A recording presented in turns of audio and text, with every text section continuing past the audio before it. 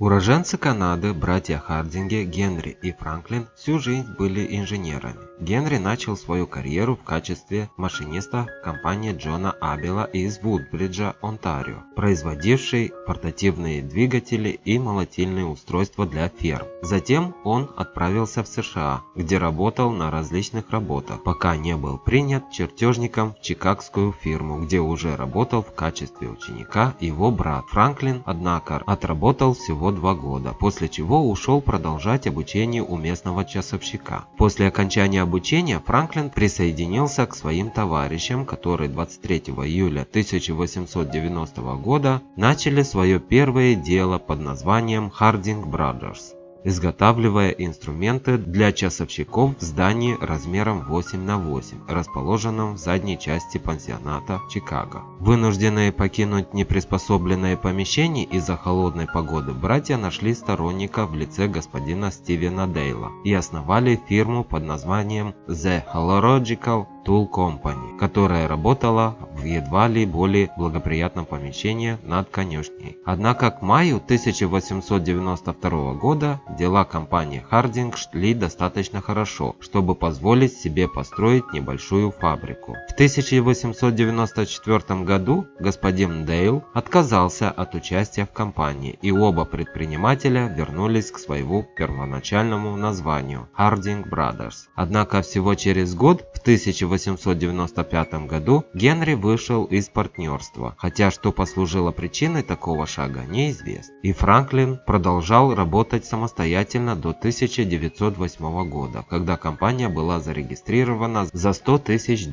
по законам штата Иллинойс. В 1902 году Harding приобрела права на серию прецизионных настольных токарных станков Cataract, ранее выпускавшейся Cataract Tool and Bicycle Company, названной так в честь водопада, видневшегося с территории завода, и Cataract Tool and Optical Company. Последняя была зарегистрирована в Буффало, штат Нью-Йорк, и, вероятно, в действительности являлась не отдельной компанией, а частью Tool and Bicycle. История несколько сложнее. Чтобы получить права на производство оптических прицелов, предприятие Cataract в 1902 году было выкуплено известным производителем оружия и инструментов J. Stevens Arms and Tool Company из Чикаго Фоллс, штат Массачусетс. Стивен, использовавший опыт бывшего менеджера Cataract господина Смита, продолжал продавать оптические прицелы под своим первоначальным названием, но вскоре переделал станкостроительную часть бизнеса компании Harding Brothers. Первый каталог вновь приобретенной организации был выпущен в 1903 году, и в нем под заголовком Harding был представлен первый настольный токарный станок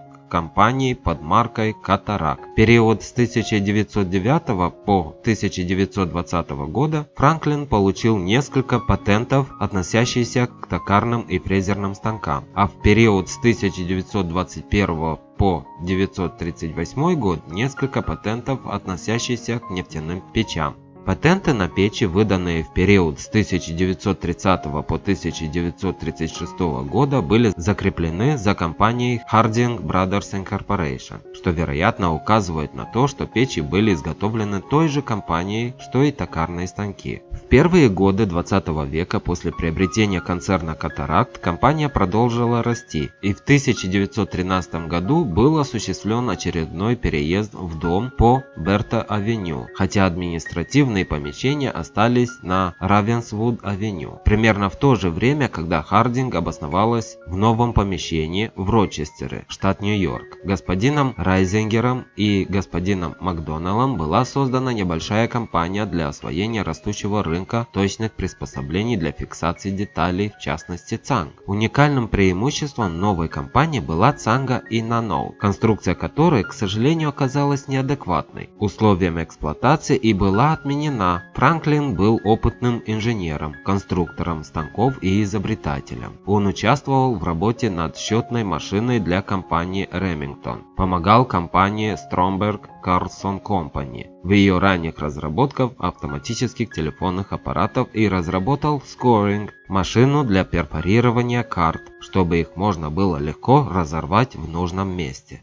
После ухода Райзингера из компании Макдоналд вступил в партнерство с Леоном Моррисоном и создал компанию Morrison Machine Product Company. В 1925 году компания была куплена господином Эвансом и господином Андерсоном и переведена в Эльмиру, штат Нью-Йорк. В 1931 году, в разгар депрессии, компания Harding оказалась в состоянии реструктуризации, и Андерсон с Эвансом, воспользовавшись низкой ценой акций, выкупили ее. Затем они объединили свои интересы, переведя их из Чикаго в Нью-Йорк. Для повышения эффективности была построена новая фабрика и офисы, и к 1938 года, когда в компании работало более 300 квалифицированных рабочих, компания смогла воспользоваться преимуществом большого подъема производства, предшествовавшего вступлению США во Вторую мировую войну.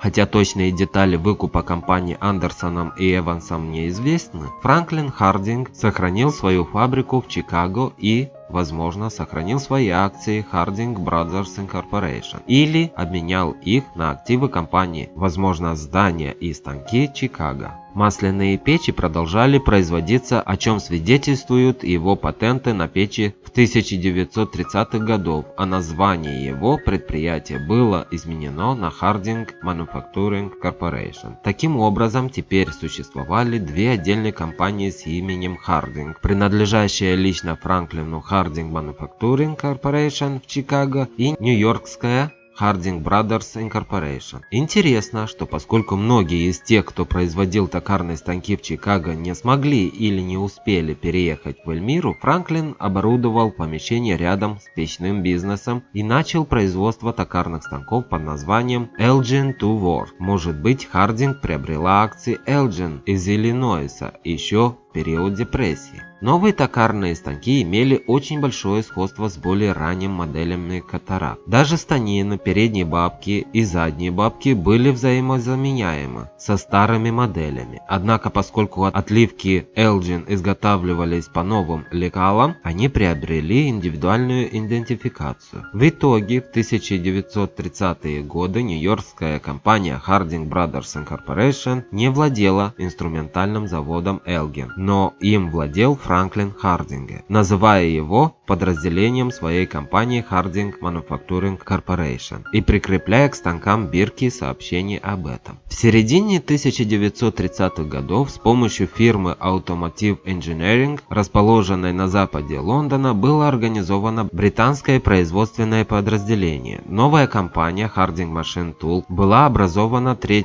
февраля 1937 года. 85% акций принадлежало Automotive Engineering, а первые 6 сотрудников работали на заводе в Твикенхеме, изготавливая цанги, приспособления для формообразования и подающие пальцы. Как и американская компания, во время Второй мировой войны резко увеличился объем производства, и в 1940 году компания переехала в Ханворд Мидлекс на завод, построенный по специальному проекту, а также на временный теневой завод в соседнем Актоне, поскольку спрос на боеприпасы, которые компания теперь производила, еще более возрос. В 1943 году Automotive Engineering перешла под контроль компании Shepbridge Engineering, которая затем продала часть акций Harding компании Harding Brothers Incorporation, сохранив за собой достаточное количество акций для сохранения контрольного пакета. В конце 1940-х годов был выпущен первый токарный станок HLV, отличавшийся не только высокой точностью обработки, но и наличием бабки с регулируемой скоростью и независимой электрической подачи на каретку. Для продвижения нового токарного станка и демонстрации